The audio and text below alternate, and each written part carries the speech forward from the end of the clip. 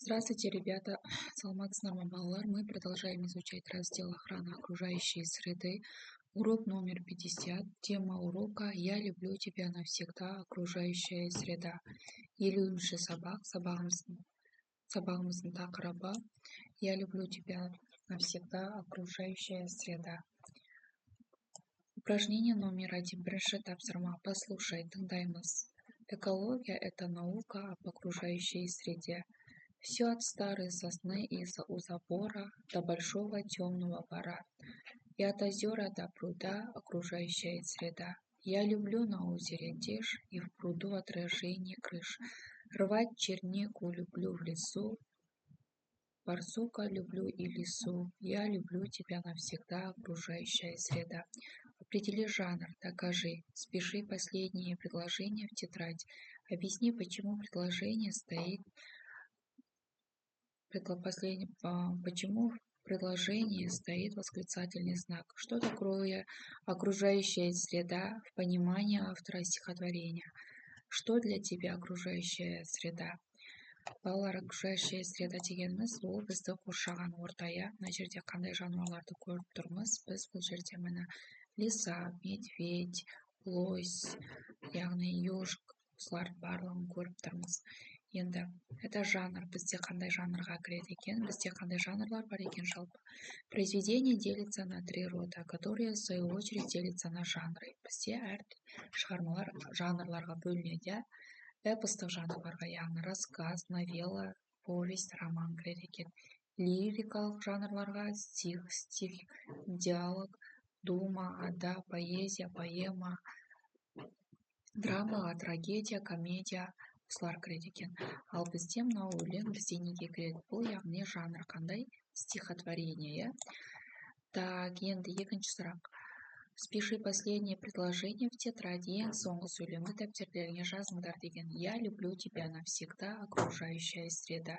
Мен сені әрдайым жақсы көремін, қоршаған орта деп айтып жатыр, иә? Ал үшінші сұрақ. Объясни, почему в предложении стоит восклицательный знак. Не үшін сөйлемде жаңағы леп белгісі тұр деп жатыр.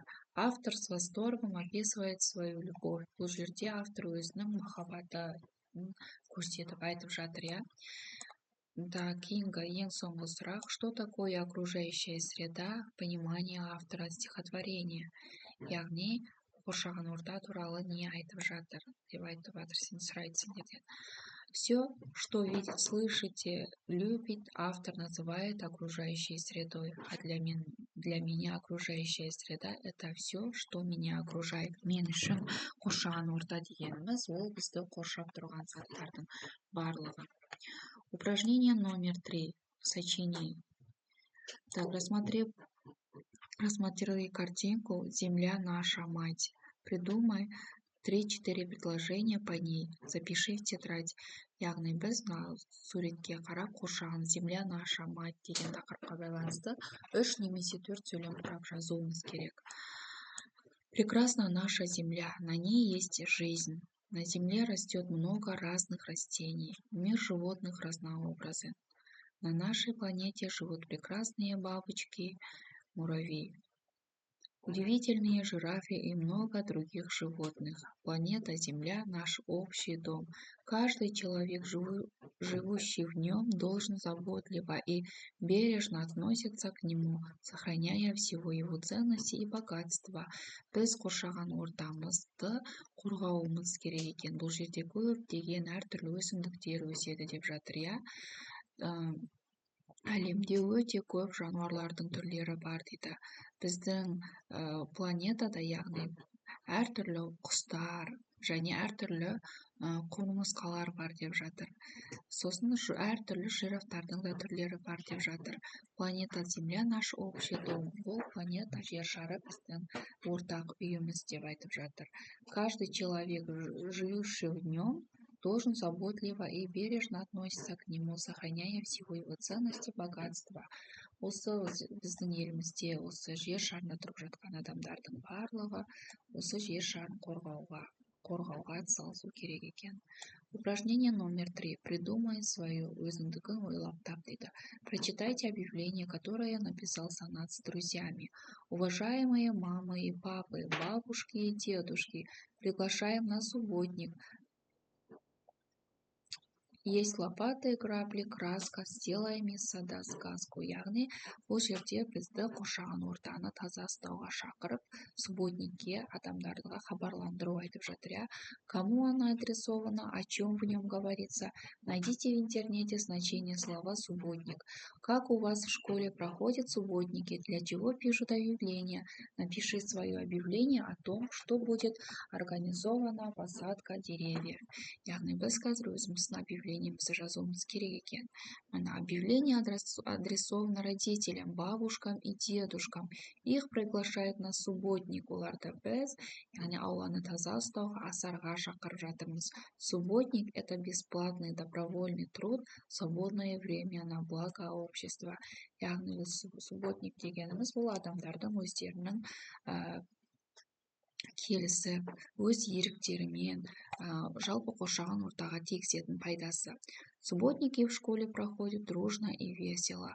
Мектептерде бұл сенбілік өте жақсы және көңілді өтеді.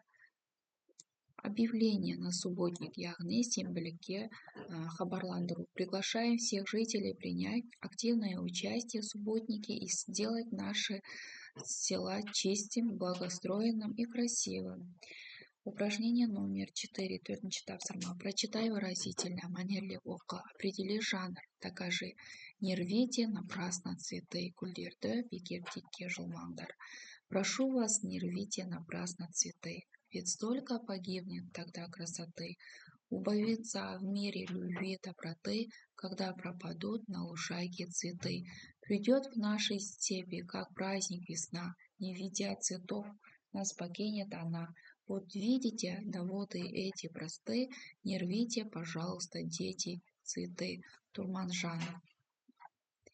Определи основную мысль стихотворения, почему нельзя рвать напрасно цветы. Жанр бізде қандай? Жанр бізде стихотворение жаттау, Основная мысль – это охрана окружающей среды. Негізгі ой бізде бұл қоршаған ортаны қорғау туралы. Нельзя рвать напрасно цветы, ведь столько погибнет красоты, убавится любви и доброты. Осымен балалар,